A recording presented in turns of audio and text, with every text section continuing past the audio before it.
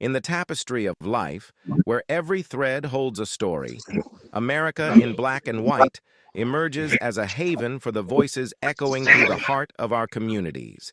In this podcast, we wade through the rivers of our collective experiences, celebrating the vibrant hues of change brought forth by the whispers of hope and the roars of action. It's more than just a conversation. It's a journey into the heart of our society, illuminated by the light of those daring to dream and do.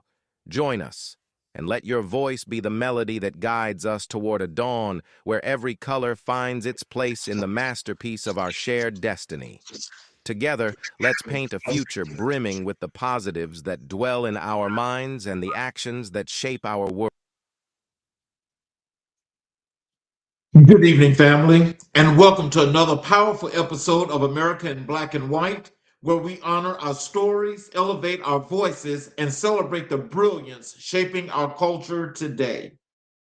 Tonight, we shine a spotlight on a young visionary who represents the next wave of Black creativity, a filmmaker, a writer, and a cultural creator who is already building legacy before he even walks across the graduation stage. Our guest, Khalil Jenkins, is a Bronx-born creative force committed to amplifying Black voices through comedy, storytelling, and education. As a senior at the legendary Morehouse College, majoring in communication with a focus in filmmaking, Khalil has carved out a lane that is uniquely his own. He is the creator and executive producer of the AUC Comedy Sketch Show, a groundbreaking student led series blending sharp satire with bold social commentary, a modern echo of In Living Color and Chappelle's Show. And he didn't stop there. Khalil also produces AUC Sessions, a dynamic live music showcase uplifting rising talent from HBCUs and beyond. He is a builder of platforms, a cultivator of culture, a storyteller who understands that comedy is not just entertainment, it's truth, it's resistance, and it's community. So settle in, share this stream, and invite someone into the room because tonight we're talking to a young man who is shaping the future of Black media with intention, creativity, and courage. Ladies and gentlemen, Mr. Khalil Jenkins. Thank you. Thank you.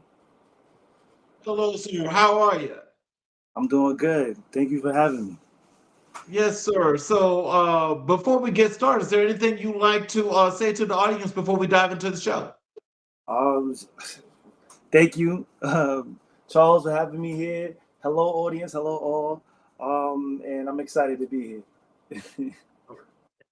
So, well, what we're going to do first is I'd like to dive into your life story and your foundations, so Yeah. so the audience can get an understanding of who you, the person you are, Mr. Khalil Jenkins. hmm Um, Take us back to the Bronx and what part of your upbringing shaped your creative voice the most? Just the culture, the experience around me, going to school, um, things I witnessed, growing up watching movies. That's influenced me. I'm heavily influenced by Spike Lee. Through his movies, specifically "Do the Right Thing," and how that movie was a visual representation of Black life. And I felt the connection because I felt racial tensions in the classrooms, out in the streets. So all of that is components of my influence growing up in the Bronx. Okay. When did you first realize storytelling was part of your identity? Wow. It wasn't actually till later.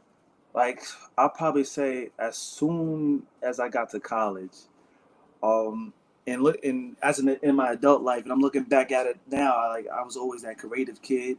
I was always into storytelling. I originally wanted to be an actor, but I decided to go from high school into college to study behind the camera. And I'm like, yo, wow, I really love this thing. When you think about, you say Spike Lee was the influence and you Right. loved his movies, especially Do the Right Thing. Yeah. Take us through what that meant to you when you would watch a Spike Lee movie. What would be Hmm. going through your mind, and what would be some of the things that you were thinking that you could do? That I can do. For first, what's going through my mind? I was young, man. I feel like I had no business watching this movie. I was like very, very young. I pop it in. Rosie Perez dancing first in the first scene, and then we're going through, Brooklyn, going through the day on this hot summer day, and then this cultural environment in this neighborhood, and I'm like, that's almost like my neighborhood. These people almost like just like me in the Bronx, and then I've been stopped by police before, and then it's just this was like made like in the '90s, so that story is constantly happening in real life. It's constantly being told, and I'm like that. And at a young age, all of this is registering in my brain. And I'm like, yo, wow, this. That's why that movie to me hit me the most. I'm like, yo, wow, because I'm saying like, yo, this is crazy. Like this actually happens. So Mhm. that's what I go through. Who were the early influences, family, teachers, mentors, who nurtured your creativity? Oh wow, I never actually said this out loud too. So early influence growing up, first and foremost, my mom. She's always someone helping somebody. She's always just being the person to go to help out, and she goes above and beyond for it. And my grandfather, her father, who was a Muslim man, and he was just a strong black man, and he always would tell us stories and teach us lessons, myself and my siblings and my cousins. And the third person would be my reverend growing up, First Baptist Church in Harlem. He's also another strong black man that I looked up to, and he always, looked out for my mom, and he always wanted me to do better and be better as well as a black man. When you think about your grandfather and the discipline of being Muslim or being a part of Islam, did you Mm. ever think that that would be something that you might that might influence you to be a part of that religion? I don't know, cause it was weird, cause like my mom did not raise us in that religion. At first it was confusing, because first I was in Catholic school the first and seventh grade, and then I ended up being in public school, and then we was in a Baptist church every almost every Sunday. So the concept of religion to me growing up is, I don't know, it was always a back and forth. And then I see my grandfather, who also attended a couple of times in our Baptist church, because my grandfather and my reverend Edward Covert, they had a good relationship. And to me it was like, okay, that taught me that we're all one people, no matter what religion, no matter what we preach, what we practice. So at a young age, early on, I saw that, and I'm like, wow, this is like a wonderful foundation, a wonderful community that I'm growing up in. Did your environment growing up impact the way you see comedy and culture? Oh yeah, for sure. um, it, I was my mom brought me up pretty good. I wasn't influenced by the streets, but I will run around, getting in trouble, being a kid, and the things I seen and witnessed definitely shaped me to be who I am today. And I'm still growing. I'm still learning. Um, after I turned 25, I felt like that frontal lobe developed it, and I'm becoming self-aware of my actions, and the guy I was yesterday is not the guy I am today. And my goal is to always better myself each and every day. So growing up in the Bronx, spend most of the times in Harlem, um, running around in the streets, things I I was a part of and was not a part of, definitely again shaped me who I am right now. Did Black media play in your childhood and early imagination? Black media. So That's a good one because I'm born in '96, so I grew up with the internet. Like the internet was coming out, so I think we're the last of the millennials, literally the '96 babies. We were still outside. I was playing manhunt, tag, riding our bikes to the neighborhood, and at the same time, we had internet growing up. The phones were turning into computers. So black media was growing, and then the black Twitter became a thing.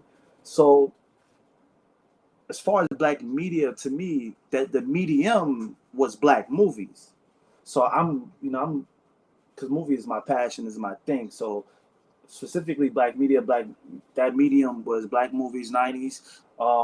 Spike Lee, Do the Right Thing, More Better Blues, Malcolm X, even the damn, it's escaping my mind. All the '90s, Loving Basketball, um, everything '90s. I'm trying to get the rom coms, the '90 romance. It's escaping me right now. But all of Love those, Jones. that's the one that was on the tip of my tongue. Love Jones, The Wood, The Best Man. All of those movies was black identity, and I feel like everybody in the black culture who grew up on these movies, even on TV, on Soul Food, all of that, like this, like again, same thing with Do the Right Thing was a reflection. I felt like growing up of my life, so that played into my, I guess storytelling, my identity. Um, as far as the internet goes, I always wasn't a person who was really into that. Like I use Instagram and Facebook, etc. Back then, it was like coming to MySpace, um, and black media with music. So it's all a cultural thing that definitely played a part in my life. Um, but more specifically, the medium was black movies that helped shape or helped me recognize my identity. So then, when looking at those movies, like what would be some of the things that you would be thinking, as you say, you were thinking about your identity? What were some of those things that impacted you and influenced you to make you want to be the filmmaker that you are right now? Yeah, that's a great question. Wow. I think it wasn't anything about this until recently. Actually, until I recently got into Morehouse College, and there was a class I specifically took was the African American diaspora, and it's like once I took that class, it's like whoa, like my brain exploded. I feel like everything started making sense to me as a whole for Black culture, Black identity, Black history, and then related to my life, I'm a reference Do the Right Thing all the time because like I said, I've been stopped by police multiple times. I've been hurt. I've been, when stopping first became a thing. Um, I've been stopped. I've been frisked. I've been running around the neighborhood, playing tag manhunt. Police car came up, almost hit me by like a couple of inches. All got out, guns out, said, "Hey, sit down on the floor." We sitting down, hands above our heads, talking about we heard shots. People in the neighborhood coming out. We ain't hear no shots. These kids are just playing around, and then eventually let us go. And then back to doing the right thing. And I'm talking about when Radio Raheem and that climax at the end. And like I'm like Oh God, it's like yeah. it's a reflection. And I go back and watch Soul Food. My family we bond over dinner like that. We don't growing up it was like holidays. Thanksgiving, Christmas, we would go to grandma's house. Grandma come to my house. We go over to Aunt Charlene's house. And that was just how we come together and bond over these black centric cultural meals. So just to see that on TV, it was like, wow, that's amazing. So, what made Morehouse the place where you wanted to sharpen your craft? Um, Everything relates back to Spike. Because I found out, okay, it was the time to search. I got my associate's degree in New York Community College, Borough Manhattan Community College. So it was time to go get my bachelor's. I'm like, okay, let's further the goal to better the craft and to create. Where can I do that? First, I'm thinking NYU, maybe Columbia. I'm like, I don't know. Um, then I'm like, okay, where did Spike go? Found out Spike went to Morehouse. I was like, okay, if he went there, I'm going there. But as soon as I went to Morehouse, I'm like, people tell, oh, Spike went here, but he didn't study film here. He actually studied, he cross-registered first and took classes at Clark Atlanta University. It was taught under Dr. Eichelberg. And then he graduated and then furthered his skills into NYU. And then I believe that's where he did She's Gotta Have It. That was his grad film. So I'm kind of right now was okay, cool. Come here. Morehouse do have a film program, but I didn't get into. But I do spend a lot of my time at Clark Atlanta as well. That's where AUC Comedy Sketch Show is built, and all the other student programs, because there's a TV training facility at Clark called CAU TV. So that's where I get all my creating and producing going on. So, how has the AUC community shaped your personal and art? How has it shaped you personally and artistically? Great one. It's just wonderful Black mentors here that I could just sit up in the office and talk to, that I feel like I can't get at no other. It's a HBCU. It's the black mentors that's here. And there's people here that want to help students. That students just don't know where to find their guidance, and there's people here that are here to help. And I have like a good handful of mentors that's constantly helping me. And I honestly feel like I would not be able to get that anywhere at another institute that's just not an HBCU. And then just conversations that goes down that I know that can't happen somewhere else. We talking about this, we talking about ICE scooping all these people up off the streets, and all this MAGA stuff going on over there. Like I just like that we like it, and I'm just sitting in the office and we're just comfortably talking about these things. I feel like that can't happen nowhere else. Mhm. So, with that solid foundation, how do you think it's going to project or push you forward in your career as you continue to do film? Um, Definitely to lead as my mentors have. Um, I'm learning to be friendly and firm. I'm learning not to lead with my emotions. I'm just following their lead overall. I'm doing what I see that they doing. Um, Me learning to be a leader, because as I produce these stuff, so I pretty much just following a lead, taking as much in like a sponge as much as possible. So if I have people, my peers or young ones coming up under me, I give them the same hospitality and knowledge that my mentors has given to me. Well, what's a lesson from home that still guides your work today? That's a great one. A lesson. Whew, this was a hard one because I never listened. I was always getting in trouble. So this is a hard one because I never listened. But I'll say this. One time I got into big trouble. Not going to say big trouble. And my father was very, very upset with me. And he told me, hey, when you go out there, you are a reflection of me. What you do comes back to me. You are a representation of me. And that is a lesson that sat with me till today. That sits with me till today. So, what's a challenge you had to overcome that people don't see when they look at your success? I think this is it's always a constant challenge that I face. I always felt like the underdog. I still feel like I'm the underdog. Um, I feel like I gotta always stay consistent, because consistency is the key to success. So I feel like creatively, and I feel like every independent creative will feel like this. I'm underrated, overlooked. And the way to work through that is to stay consistent in the work. So that is my number one biggest challenge. Not staying consistent, but not to feel overwhelmed. Not to fall back when an obstacle comes across you. It's to work through those problems, to work through the hardships.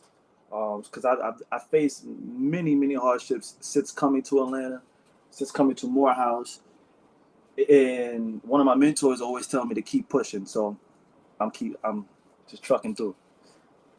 Well, I'm going to tell you the same thing because I will tell you, to be a creative such as yourself, I don't think you should ever feel, and I'm not telling you how to feel, but I just Mhm. think that as long as you got that confidence and you're Right. continually to put on the great product that you're putting on that actually draws people in, that only means that the success is there. Hmm. So just as you continue, it's only going to get bigger, it's only going to get broader, and it's only going to get better. Right. Right. You I just agree. got to stay confident and just feel secure in you. That's all. Don't worry about what other folk feel. Absolutely. I apply that to myself all the time. So, how do you stay grounded while building so much at a young age? Wow. Um, I remind myself to stay humble. It's even when you get a little taste of I don't know what it is, but like you feel like you're doing good and people pat you on the back.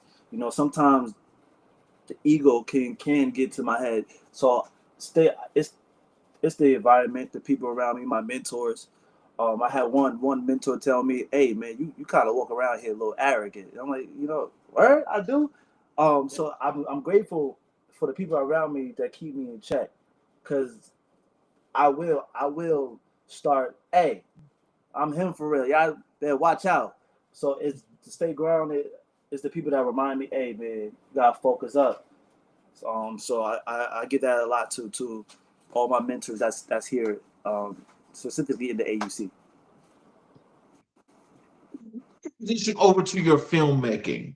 Hmm. What drew you specifically to filmmaking as your primary medium?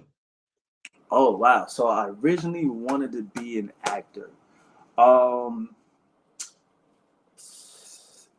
what made me do filmmaking, start directing, and wanted to learn how to go behind the camera was really this decision on, okay, what am I really about to go to school for? Am I about to go to school for acting, or do I want to learn about behind the camera? So I kind of came up with a game plan in my head, and then my overall influence was Spike at the time. So I'm like, okay, we're gonna go to school, learn behind the camera, maybe at some point transition down in front of the camera.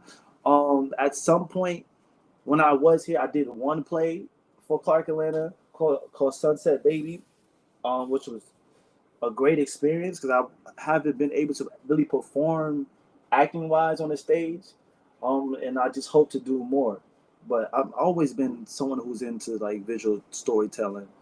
That goes as far as back to playing with my toys as a kid, and as an adult, I'm like, okay, we was creating characters back then. I would take Captain America and he'll change. I'll change his whole identity and make him reconstruct him to a different character, and then in my head I'm creating shows, I'm creating movies, I'm creating plots, I'm creating characters, we're developing this. So I'm as an adult, I'm like, wow, like I was a very imaginative kid that always stuck with me.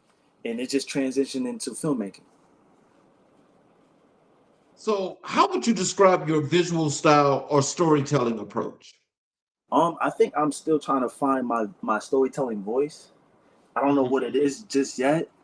Um Quentin Tarantino, another favorite director of mine, says he steals. He steals from a lot because he used to work in a video renting store. So right now, I'm stealing shots, the double dolly where on Spike, where it's that one subject is just moving, just projecting at you. It's that one shot that you always see in his movie.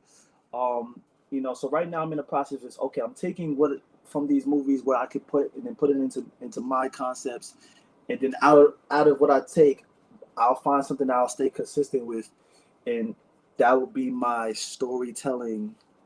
Even with writing, I'm reading scripts too. So I'm reading a lot of scripts. So I'm taking from. I just read Ryan Coogler's Sinners. I just read Christopher Nolan Oppenheimer. So I'm like, okay, what can I take here? Maybe these words I never heard this word before. So I'm constantly seeing it in this script. I might put it in my script. So I'm still pulling and putting it into my stuff to figure out my storytelling voice. Ask you this because I know you speak a lot of the influence of Spike Lee. Right. Do you ever remember watching the movie he did called Girl Six? Yeah, girl six. Yeah, Robin Givens. Yes, yes. No, not Robin Givens. That was Layla Rashawn. No, Rashawn? Okay, okay, okay. I thought it was Robin Givens. Okay.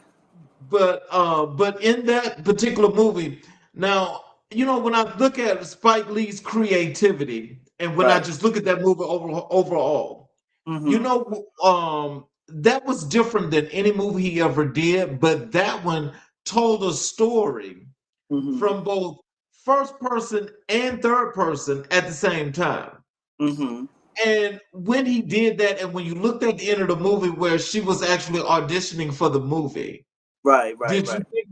think about all that time she was going through doing all those different things from the phone sex phone operator to Right, everything else, right. and how he did that? Do you ever think sometimes that you could actually do a project Mm-hmm. that can concentrate and do that many things in a movie and culminate it in the end? Absolutely. Creativity is like there's no limit on creativity. So like that movie did inspire me. As most importantly, like the her as a character, I identify with like not well. She's a woman and she's going through the struggle as a black woman navigating, I guess, in the industry, but just as an artist who has a goal and has his ambition to set out to do something, and then it's just challenges and challenges after challenge, and then okay, Yep. what what are you willing to do to get there? Um, and then the style how it's shot. Oh man, like Spike ceases to amazes me because it's just I'm constantly pulling inspiration from that man.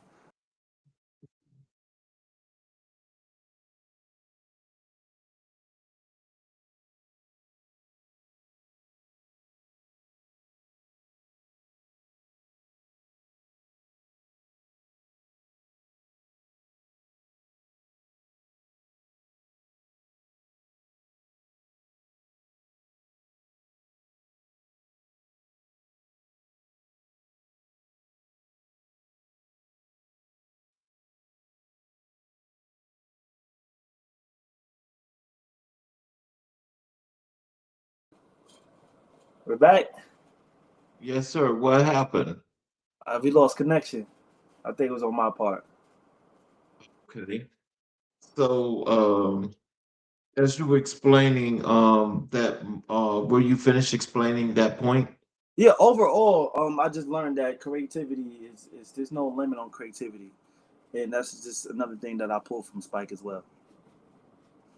So, other than Spike Lee, what filmmakers inspire you, past or present, and why? All Quentin Tarantino for sure. I just his way of storytelling, especially when I first saw Pulp Fiction. I never seen a movie told in that way, which is a anthology. No, I just love it. I just love that scene Samuel Jackson as I think his name Julius, and then you know with the young dudes in the room, and then it's just I just love that movie made me love anthology. And then when I saw another movie that was just similar, told in anthology was the movie Crash, with all these big names in it: Terrence Howard, Brendan Fraser. I think Sandra Bullock was in it. So and then Quentin Tarantino did Kill Bill. Like everything Tarantino did is just he has his unique way of storytelling. I think he always shoots on film. So my two biggest influence film wise was Spike and Tarantino, and I think no one, as many great cinematographers and directors out there. Not when it comes to storytelling and visual, in their uniqueness, no one is close to those two to me. So those two are my biggest influence in the filmmaking world. What's the biggest lesson filmmaking has taught you about leadership? Wow. Biggest lesson. Filmmaking, even in just producing my overall shows as well. Like I said, I'm constantly learning how to be a leader every day because I'm constantly learning. Okay, what is the right tone and language? I just did an internship not too long ago. Um, I forgot what this was. She was on set working, and she told me, I forgot her name too. She told me to be friendly and firm because I told her how to when it's time to communicate things that you need to get done, or if there's someone on the team is not just doing what they're supposed to, not communicating, or just not showing up, you just got to remain friendly and firm. So overall, that's was something I'm continuing to learn, and just definitely over communicate with everybody. So, how do you balance comedy with social commentary in your work? Oh man, so my biggest comedian influence is Dave Chappelle, and when I see Chappelle, I see him as he just does not care. Wow, if I did, and when it comes to social commentary, and it's just how I am and how I was brought up. Outside noise is just noise. So like it never affected me, you know. Actually, I welcome it, because that means the work is getting out there. The more noise I get, the more I know the work is spreading. So come on with the noise. Hmm. So, when you think about, you meant, like I mentioned in the opening about, Chappelle's show as well as In Living Color. When you think about the satire and the stories that they told, Hmm. and the way they told the stories, which was true, but it made you laugh. Why was that so of an impression for you as to your storytelling? Right. I think everything I've been influenced by has a common theme. With Spike, with the comedy is black identity. Is the relevancy of it. Um, Stuff I related to, the satire, because this is stuff that the black culture is and goes through. One of my influences, writing wise, is Aaron McGruger, who is the cartoonist and creator of the Boondocks. Um, Yes. I may paraphrase a bit, but he said, he put out a post, announcement saying that he's exiting the show, and he said he's done everything with history, duty, love, and culture. Um, and I try to apply that same thing with my writing. And that right, those words are the foundation of my content, which I think it's relates to the same as Chappelle's comedy and living color comedy as well. And I just love stuff that's funny, man. Tell us, what is it that you want the audience or you want your audiences when you're doing your shows? What do you want them to get from your work? Um, I want them. That's a good question. I want them to understand that this is black stories. I want you to understand that we're going to tell black history, past, present, and future. And I want you ultimately to laugh and be entertained. What's the most rewarding part of directing young black talent? Just to see others create, um, be in that space to create. Whether I'm producing a project for somebody, or I'm on set directing somebody, um, I don't know. This is a type of joy that I feel to be part of helping others meet their goals creatively. So, that's one of the main things I like directing, I like producing, because I want to push others. My biggest thing is not only serve myself, but how can I serve others around me? And the best thing I can do is I could direct you, help you, push yourself. I could produce this project, help you get that project out. So definitely just help pushing others creatively. So, what's a moment on set that reminded you you're doing exactly what you're meant to do? A moment. Wow. I feel like I have many of these moments. It's every time I show up and the team is there. And I'm like, okay, this is what because everybody's here, everybody wants to do this. So it's I guess not a moment, but more of a feeling when I see others working together on this project and they want to see it done and finished, like-minded individuals. So that encouraged me even more. So, how do you approach writing and producing sketches that feel both funny and culturally relevant? I first do a lot of research, and, I surf the internet, I find some articles. What comedy and the satire of it is pulling from what is happening in real life, and the material is there, especially for me for comedy. It's always there.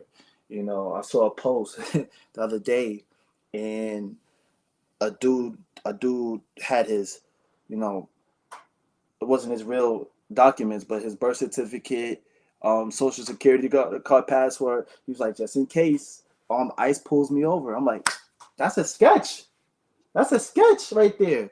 So like stuff like that is was what I tell the team. Go and scroll. Something you might catch something that might be useful to your material, or something someone a family member or that's funny to you that stands out, or something that happened to you between your boyfriend and girlfriend that stands out. So these are stuff. The material is always around that we could definitely pull from. So, just when you guys go and search for items to actually do, what are some of the things or some of the topics? What do you actually exactly look for that you can turn into this reality that's going to be both funny but real? How do you find that, and how do you determine what those things are? So our writers meet every week. We do a Zoom call. I tell them to go out, find something funny, and we talk about it. We critique each other's work. But it's like the foundation I said before that I also said to them. That Aaron McGruger applied, and that's like our overall mission statement. Because I'm the way I'm trying to go about it with this comedy sketch show or comedy overall is that feel that to me what Boondocks gave us, and I want them to feel, yo, this is almost like a Boondocks episode or whatever. And I think his core foundation was to do everything with history, duty, culture, and love. So I I I emphasize that myself and the writers put that into work because we gotta we can't just pull things just to make fun of, especially nowadays, just for the sake of it. So we just have to do things, especially in Black culture, for history, love, duty, and culture. I don't know if I said culture already. So, in thinking about your filmmaking career as it's already underway, and you're there at historical Morehouse College, Hmm. what precedents do you want to set forth that's going to etch in stone not just your legacy as a filmmaker, but how Morehouse has played into your journey? Mm, presidents. Oh, that's a great one. I just, for me, since I'm coming out here, I tell myself I just want to be in a space to create and better the craft. No matter what challenges that you face, no matter what obstacles, you got to keep pushing and to achieve your goals creatively. So I think what I want to set is just make sure that those, especially those come up behind me, is you're in a space to create and better the craft. So, what's a project you dream of creating in the future? Oh wow. There's this big project. Um, right now it's been on my mind. I didn't get started writing yet, but a lot of research. But it's it's a theory of what it will look like if HBCU students organize. What's happening with our country today, and ideally, okay, and what would it look like if students, and I'm talking black students, start to organize? What would that look like? So that is something it's been sitting on my head just for like the past year or so. And after I'm done with the current projects, I'm gonna get started writing on that one. Because to me that one is a big story. I think that one to me is a dangerous story, because if we get organized, who knows what can happen. Well, I think that most know what can happen. The Hmm. thing is when it happens. Right, right, and that's the whole point of telling that story. Okay, like, is when can it happen? Can it? When I want to, I really want to plant seeds in people's heads and ideas. Okay, guys, it's time to tighten up because it's getting real out here. So definitely. See Black filmmaking evolving over the next decade. Um, I feel it's going places that we haven't been before.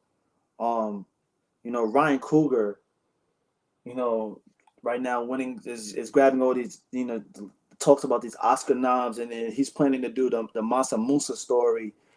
And then I think, and other directors like him, Ava DuVernay, will influence the next generation to tell more stories.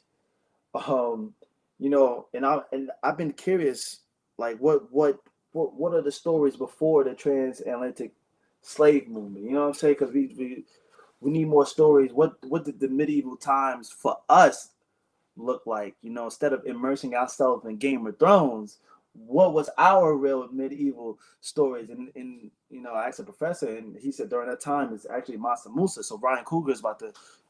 Oh, it's rumored. I don't think it's confirmed that he's telling that stories. And then we just had the Woman King with um Viola Davis. Viola Davis. So I wanted like it more of those, and hopefully um we as the black filmmaker community help push these movies, because as soon as a lot of these movies and shows get canceled quick. Lovecraft Country canceled. Regina King did like one season of Watchmen and it won awards. Canceled. So it needs more, and I believe more is going to happen. But in order to push, we need to show out like how we show out for Ryan for other black creators. Let's transition over to your writing. Hmm. When did writing become a serious part of your creative identity? Um, a mentor of mine was always said that excuse my language. He said ideas are like assholes. Everyone got one. So from that concept, I was like, okay, I'm gonna be the one who push it out. So in order for your idea to be real, first you gotta write it down on paper. And then, okay, now you wrote this idea down. What's the next step? Then you go write the script, you format it, then you make your shot list, your storyboard. Now you have no choices but to go and shoot it. So the first step is write it down. I walk around with a journal. I write it down. Once it's in the journal, okay, I schedule a time to hour out my day to jot down plot points. You can even get an index card, write down your beats and stuff. So um, I took a writing class back in community college, which helped push the idea of writing more, and I loved it. I read books on writing short screenplays in long format. Um, it's like the more stuff I could find out what I can do to enhance the ability to be a visual storyteller. I'm all for it. I love everything under the umbrella in this medium, and I'm learning all aspects of it, including writing. So, and I'm constantly writing.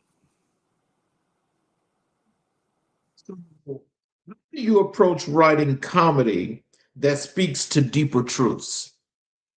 How do I approach comedy on that response to deeper truths? Um, just again, what's going on with this, what's going on in this country today, which is very important to me to reflect that in comedy. Again, my favorite class was the African American diaspora, and we went over this section called, or there was this little short video documentary titled "The Lost Cause," and it's about how the daughters of the Confederates, really how the statues that's out there of the Confederates came to be. And I'm like, in my head, what did that conversation look like? So I wrote a little sketch. These two elderly white women who's the daughters. They say, "Hey, Patty, I have an idea. What is it? We gonna write these little books and gather lawyers and doctors and get some money and funding and pay honor to our great daddies and granddaddies and those who fought in the war and all that, and then we're gonna say that right in the textbooks in the schools, because when the kids grow up, that's gonna be the kids of the Jim Crow era, et cetera, et cetera. We're gonna teach them that the slaves had a good old time. Yes, they wanted to be slaves. They had a good time, was treated fairly, ate good, loved being in the field. So, and this is actual stuff that actually happened, that was said. They went and changed textbooks and said slaves had good times. So, that's definitely a sketch. Be on the lookout for that one. We're gonna figure out how we're gonna shoot that. So it's just stuff like that is truth that people may not know, and I could blend it with comedy. Well, now, you know something that you may want to also do some research on and find out is Mm-hmm. that all of these Confederate states, Mm-hmm. now I want you to know that we today, we today pay Mm-hmm. for that Confederacy. Really? Okay. Yes, All yes, right. we pay for that Confederacy. Now, Mm, a lot of people don't know that they're actually doing that, but they are. you mm, know and so when you see those things all in all these different states, especially right. going across from Georgia to Alabama to Mississippi to Louisiana, you see Mm-hmm. all those little statues, you see the thing about the sons and daughters of the Confederate and so forth. That's Mm-hmm. being paid out of tax dollars. Mm. Okay. All right. So that's Mm-hmm. that's something else that That's you a could sketch coming use. up. Yep. 100%. So, what's your process? Are you a planner, a freestyler, or a mix of both? I can't freestyle for nothing. Um, I'm a planner. Definitely a planner. Everything is jotted in my journal. I'm constantly writing, constantly researching. I'm constantly being inspired because, like I said, the material is always around. Like it's always out there. Like I'm always catching lightning. It's like, especially of late. It's just I've been on fire. And I'm heavily motivated. So it's the creating is, to me, is nonstop. So, what themes do you find yourself returning to in your writing? With things, Themes. themes. Yes. That's a good one. Mostly just Black history. I think. Um, there's a sketch that we shot stop motion that we're gonna put out. It's called Civil Rights Activists in Heaven, and we have civil rights activists in heaven looking down on Black people on election day, And then there's some black people say my vote don't matter. Hey, what do you mean? Hey, we up here. And then there's black people voting for people that's gonna undo everything that these activists done stood for and went through. So that is like my overall. I believe my overall theme is definitely a bit of Black history for sure. I love that thing, but I think some people. I'm not saying you, but I Mm-hmm. think some people kind of like keep when they write, when they do stuff with Black history, like to keep it in like just a segment or just a thing that's within a thing within a thing within a thing. I Right, don't think they take it to expand it the right. way it should be. Mm-hmm. That's just my thinking. What do you think about that? For me and my right, it definitely needs to be expanded. It's something that's constantly you're gonna see throughout my work. Because you can't minimize Black history because Black history is American history. And it's important to tell because we're losing it. And then it's important to get in depth into history that we may not know. So I feel like I'm obligated as a storyteller to identify stories that the community may not be aware of, and I'm telling it through the lens of comedy or drama or however I wish to tell it. You handle writer's block or creative fatigue? Um, I every now and then I do. Um, lately, like I said, I've been on fire, but sometimes you have to put the pen down. The last thing you wrote, put it down. Take some time. Go for a walk. Go for a run. Drink some water. Come back to it when you can. Because you do need a breather. So that's how I deal with it. Go spend some time with some friends. Because like like I said, the material is out there. Go be amongst the people. Because you never know, somebody's gonna say something. Hey, that's kind of funny.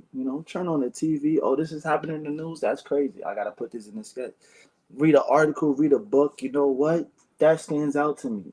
So whenever I feel stuck, I go find. When I don't have it in front of me, I gotta research.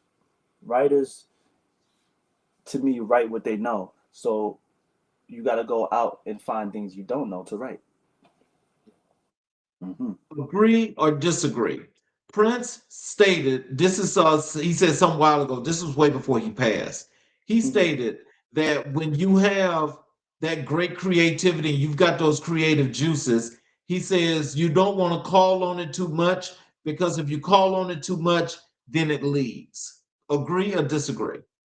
Mm, don't want to call on it too much, then it leaves. I don't know. That's wow. I never heard that quote. Call on too much, then it leaves. I don't know because I don't think I'm there when it's about to leave me because it's here. Um, wow. I think I'm going to. I don't know because I want to call on it. I want it. I need all the creativeness. Creativity is unlimited. So, but I'm gonna disagree. I'm gonna disagree.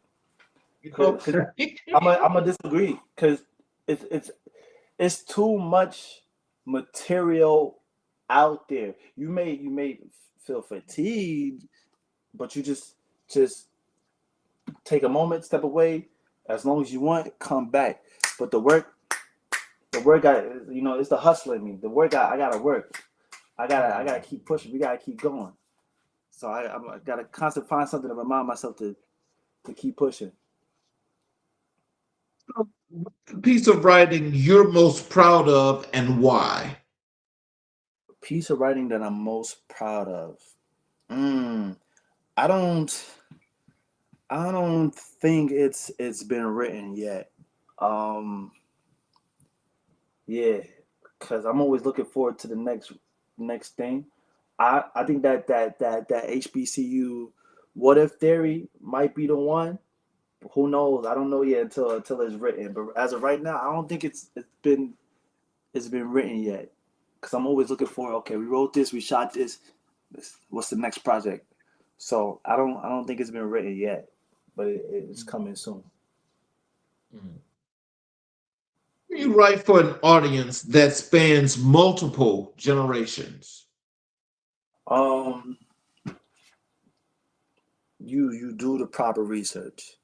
Um, you most importantly got to know your audience. And then you do the research that you can tailor it to different age group, I guess demographic, but more importantly, my audience is black people. So you got to make it fun and educational at the same time. And I think as long as it's fun and something they could take away from it, I think that can go to any generation. What's the difference between writing for film versus writing for sketch comedy? Oh, there's a big difference. Um, it's definitely structured different script wise because for a joke, you need that joke to happen quick. For a film, you have build up. So like for a joke, you don't got time. This is what I told writers too.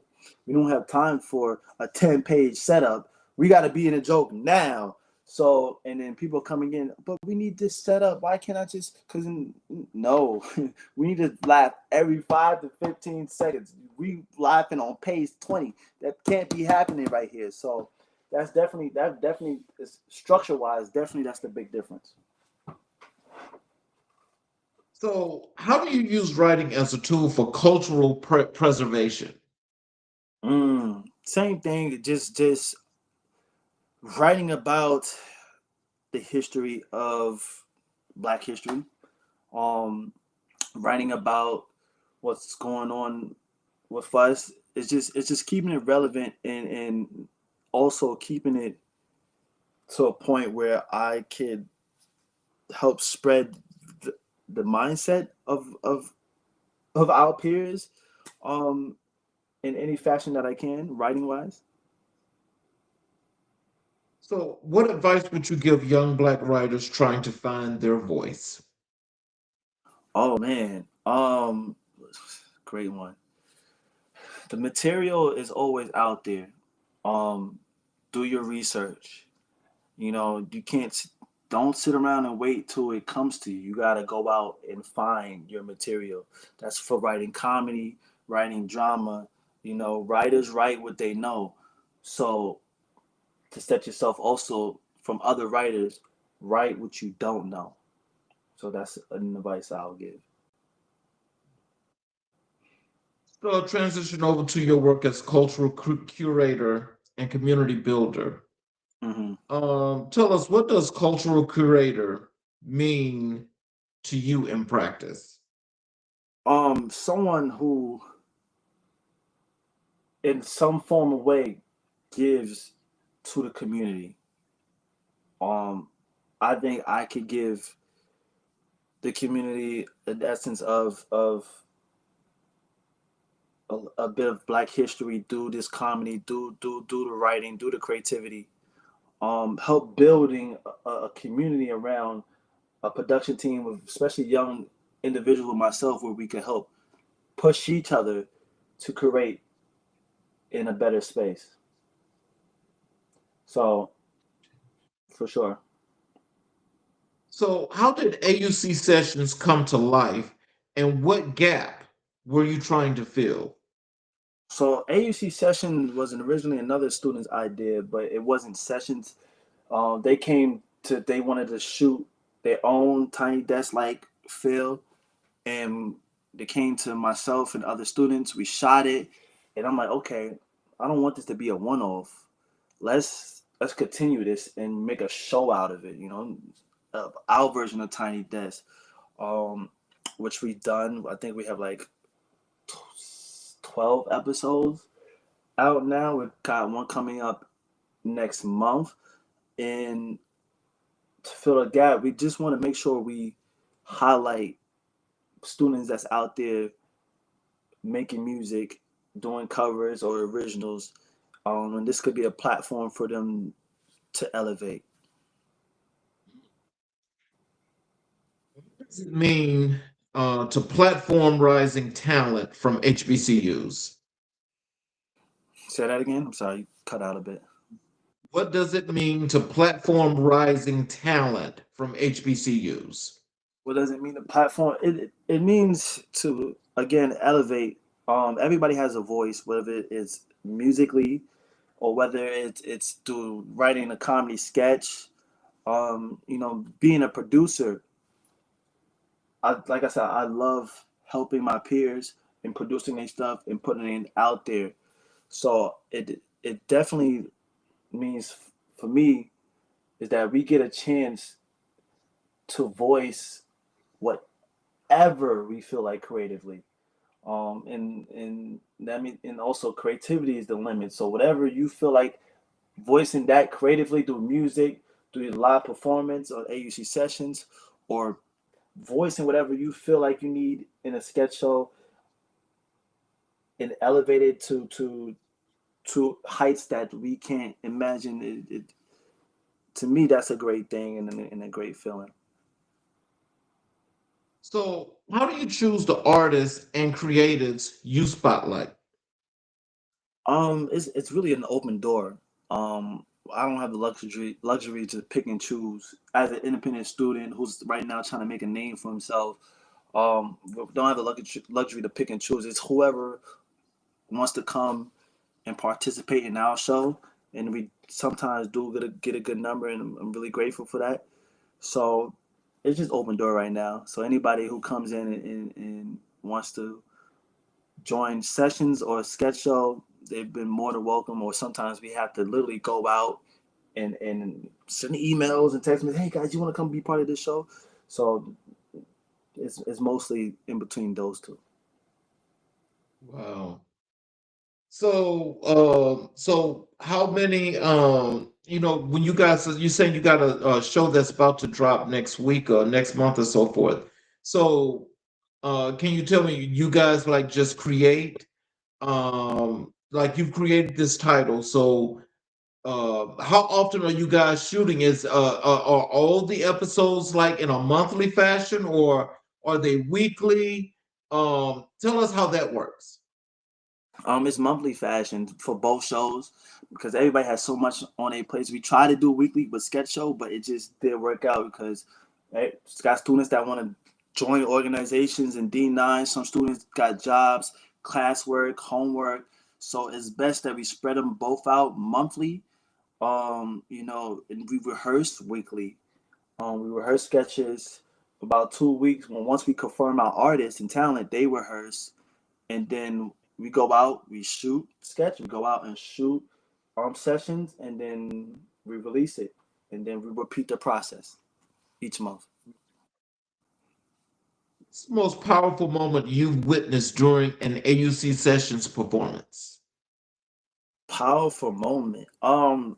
Because this production takes not one person. It takes, you got to get your camera out, someone to do the lights, someone to build the set. You obviously have your talent. So each and every time I see about a handful of us working together on this project, and it's not just my show, there's other students that do other shows as well.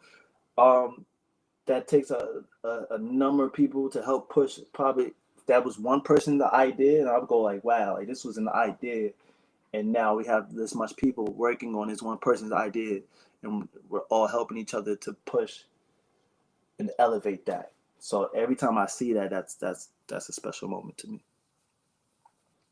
You see comedy, music, and culture intersecting in your work. Um, it's music, comedy. It's something that's been part of my life. So why not create it? I'm not necessarily creating music, but why not put these things on a platform where I can help elevate others? So that's how I intersected in my work. So, are you guys expanding? That is the goal. Hopefully, one day. As of right now, it's just step by step. We do hope to expand, but right now we're gonna work within the AUC community and just build and then eventually expand. Okay. What responsibility do you feel as a young curator of Black culture? Um, a responsibility I feel like I'm obligated to is to tell Black stories. That's one. Whether it's do comedy, drama, or do help someone elevate their Black story through music. And two, I feel responsible to help push others that's around me as a leader, as a producer. There's people out here that wants to create, and it's up to me to. I feel like I have a responsibility to help elevate their projects. How do you ensure your platforms remain authentic and community centered? Um, that's a great question. We do the best we can, man. We stay true. We stay true to the work. We stay true to ourselves. Especially when it comes to just writing the caption and posting, um, and just always go with being honest. We've got to move with honesty always, no matter from the writing room to posting. So, what legacy do you hope your work leaves for the AUC? Wow, that's actually something I never really thought. Um, I hope when I leave, they see that I wasn't just a student. I was a student that also left a body of work here, or someone who continued the body of work after he left. Because I do have plans of growing this comedy sketch show, like you said, and expanding. So just someone who just didn't walk these halls and walk these floors, I left something that okay, we can. We're here where Khalil Jenkins walked. He started a show. Maybe we could do something like that, or maybe if this is a continued partnership after I graduate, how can I get up and coming students to also find their voice creatively and join um, these projects? So this is something I hope. So, what's next for you, and how can the community support your journey? Um, Tune in to the AUC Comedy Sketch Show. Tune in to the AUC sessions. Um, what's next is the work is continuing to grow. A short film is I'm planning on shooting next month called "What Is Love." Hopefully, after I shoot it, it's going to be directly released to YouTube, um, and hopefully, people could tune into that. Okay.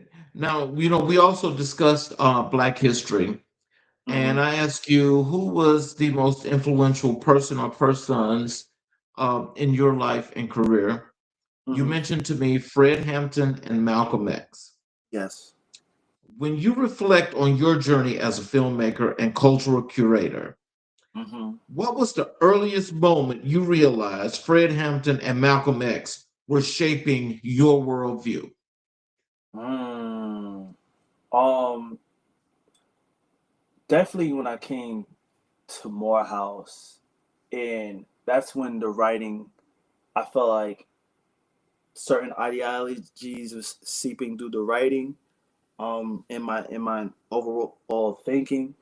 Because Malcolm X, you know, what I got from him was just standing on dignity, and from Fred Hampton was to organize, which is that organizing, helping the community, which is that script concept is coming from. So I'm very inspired by the Panther Party, and heavily inspired by um, respecting self, and not just standing on who we are as a people from Malcolm. So those ideologies are shaping me today as a creative, and I'm curious of myself on how I'll do more to shape the community. So both Hampton and Malcolm X spoke unapologetically about self-determination. Yes, sir. How has that principle guided the way you build your creative career and choose your projects? Just again, staying on business when it comes to my creativeness and be unapologetic about it, especially through my comedy. Because I'm gonna say things that might tether some feathers, and I'm not gonna flinch about it. You know, especially you mentioned about commentary. I'm like, hey, so definitely standing on business when it comes to my creativeness. So, what aspects of Fred Hampton's leadership style resonate most deeply with you as someone who curates culture and builds community through storytelling? Um, I love the way how the Panther Party was in the community. This and I came to find out that there are still active parties, young members today in the community, giving serving food and giving out clothes and not only just doing that, they was you know back then they was giving people like healthcare and educating them. So in a way, I eventually want to be part of something like that, who's physically in the community, educating, um, and helping out. Because one of the key factors that I feel like that we need is to know is history, and we need to be educated on politics. A lot of black people say they're not political, but I feel like everything politically happening to everything that's happening to us is political, and we need to be very aware, just be politically aware. So there needs to be some type of, I want to find a way to put together some type of educational class to make us all politically aware at least. So when it comes to, I'm sorry, just a follow up to your answer because I mean that was really interest that was really interesting answer. Right, Just when you think about it and you know what community is and you know what you've seen, especially when it comes to dealing with Fred Hampton. right, Um, so in just thinking about that, and I know also you said that you're unapologetic about your stories. right. Being authentic and being strong and firm in the truth. Hmm. Has there ever been moments where with your work, uh, people have come to you and say it was too much? Oh, not yet, but I do expect it. Like Mhm. I, I'm, I'm gonna push the button. I'm gonna continue to push those boundaries and put it out there and say, hey, did anybody feel a way about this yet? No? All right, we gonna keep going. So not yet, not yet. But who knows? So, well, Malcolm X evolved publicly, Right. intellectually, spiritually, Hmm. and politically. Hmm. How has his evolution influenced the way you allow yourself to grow as an artist and a man? Right. His I've learned to be proud of being a black man. I've learned to, you know, stand on what I believe it is to be a black man. I learned, that this man was I'm losing my words, but I've learned through his life that we as a people don't need handouts. We need our own sense of community, which we have had it before, but it was taken away. But we need, I think, in today's time, we are able to do such, with both of these ideologies from Hampton and from X, with organizing and with self identity. I think that those two together will help elevate us.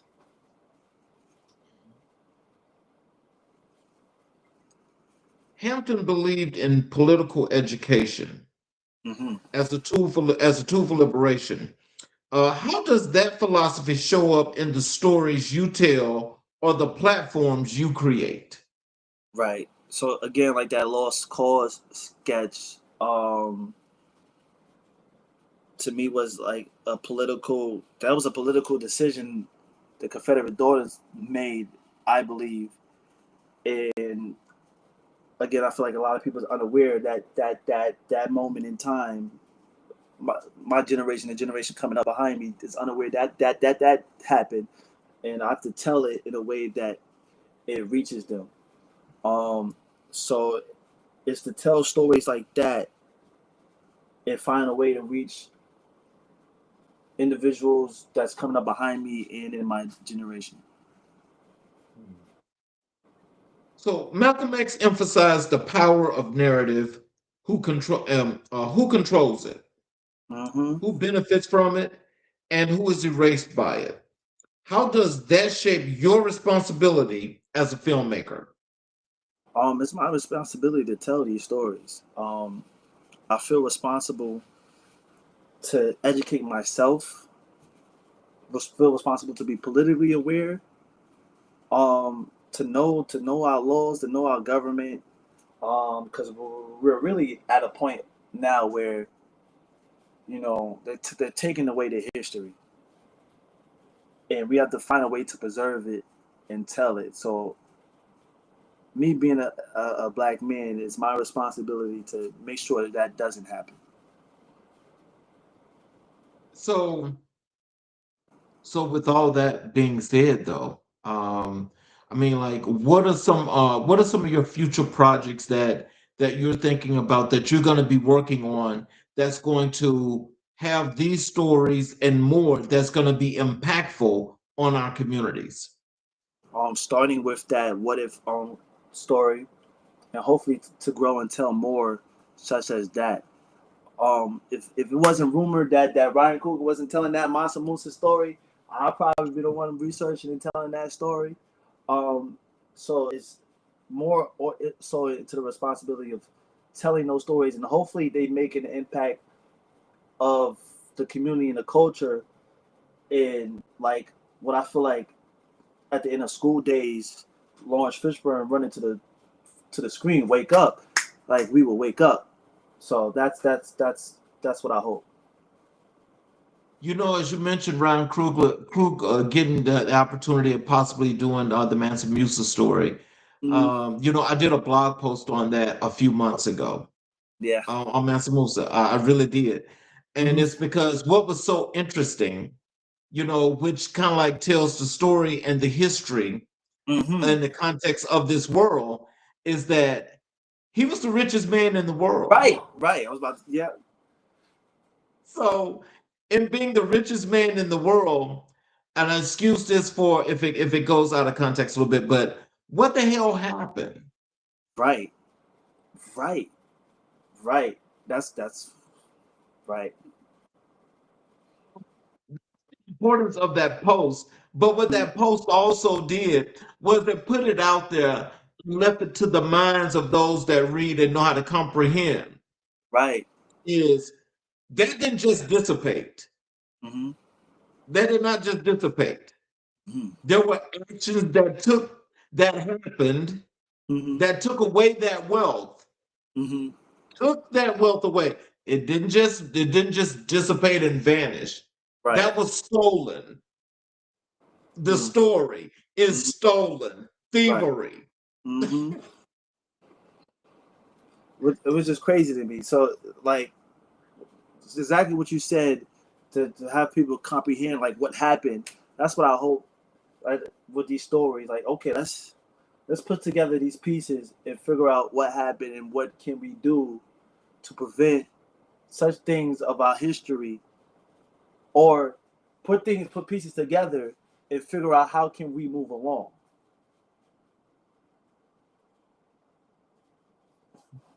We're deeply rooted in community. Hmm. In what ways do their teachings influence how you show up for the communities you represent in your work? I missed that first part. Say that first part again. Both men were deeply rooted in community. Right. In what ways do their teachings influence how you show Hmm. up for the communities you represent in your work? Right. More so showing up for my peers, help them showing up creatively to help them pursue what they need to, helping them stand on their business, helping them be unapologetic to their stories. Also, right now I'm currently looking into how can I be more active outside of the creativeness, um, and joining a organization where I can participate in and be more involved. And hopefully, if I could get like minded within the creative team to branch off and do the same, and help spread those ideologies that both men had. Because I like again, Fred Hinton within organized, not believe it was a recent black senator. I think he passed away recently. I forgot which state. He said black people need to do what we need is to be organized. Um, and then for Malcolm, it's just us standing on our black identity and just hopefully I could spread that within the community. If you had to identify one value from Fred Hampton and one from Malcolm X that you consciously Hmm. carry into every creative decision, what would they be? Um, I, Fred was served the people, and I think from Malcolm he gave people a mindset shift. So Fred, I'll go with serve the people, and with Malcolm, a mindset shift. So your work often blends humor, truth telling, and cultural critique. Hmm. How do Hampton and Malcolm X inspire the tone, courage, or honesty in your storytelling? Um, they both were leaders that the system could not ignore. Um, and I believe through both of them, I hope to build something that the system definitely cannot ignore. You can't ignore these stories, can't ignore our voices, and hopefully the goal is to further grow the community that eventually those who are not or those who are opposed to the community cannot ignore. Final question. Yes, sir. As you think about your legacy, how do you hope your work continues the unfinished work of Fred Hampton and Mm, Malcolm X for future generations? yeah, it's crazy because Fred Hampton was just 21, man. Um, I hope I could be able to help the community understand how important it is. Again, I'm emphasizing to be politically aware and for us to know our history. And I think with that, those two main foundations, we can't lose. So, in closing, what are some words of wisdom and encouragement you'd like to leave with our audience? How they could connect with you via your social media, go to your websites, learn some things about your writings, the work that you have out now. What would you like for them to know? Creatively, find a way of being a space to always create and better the craft. You can find Sketch Show at AUC Comedy Sketch Show across all platforms. AUC Sessions is AUC Sessions across all platforms. And thank you for having me here today, and just to talk. Well, I'll tell you, I really do appreciate the work that you're doing and the path that you're on because it's the positive energy and the Black legacies that we like to display here on this platform. Yes, sir. Because it's the positive light that's always been burning bright, but most people never have the opportunity to, one, see them, Mm-hmm. believe them, and to know them. So this platform is here to connect that and to continue that growth. And so you being the young man that you are, that's about to not only graduate college, but have already started your creative journey, Mm-hmm. it's one that more than deserves to be told, but it's also one that people should familiarize themselves with, because you're the next man that's on the rise. So you're next up. Yes, sir. So if you're next up, then, they need to see the face and know the man that's behind, the work that you're putting out there. And Mm-hmm. so I'm happy to have you here. And I'm very happy that, people have gotten the opportunity to not only learn a whole lot more about you, Khalil Jenkins himself, Yes, but sir. to be ready to look at the work and familiarize themselves with the work that's actually coming out. Yes, sir. Thank So, in closing, I want to say this for to our audience as well as to yourself, you. Mm-hmm. is that Khalil, tonight you reminded us that the future of Black storytelling is not only bright, it's intentional, it's courageous, and it's rooted in community. Your work proves that comedy can be a mirror, a megaphone, and a movement all at once. You've shown us what it looks like when young creative refuses to wait for permission, when he builds his own platforms, uplifts his peers, and uses his gifts to amplify the voices of his people. To our viewers, let tonight be a reminder that brilliance doesn't have to be seasoned to be significant. Support young creators, share their work, invest in their vision, because they are shaping the culture we will only one day call history. I'm your host, Charles King. This is America in Black and White. And as always, we honor our past, uplift our present, and build our future together. I want to say you guys have oh, Connection. I see you went out again. Yeah.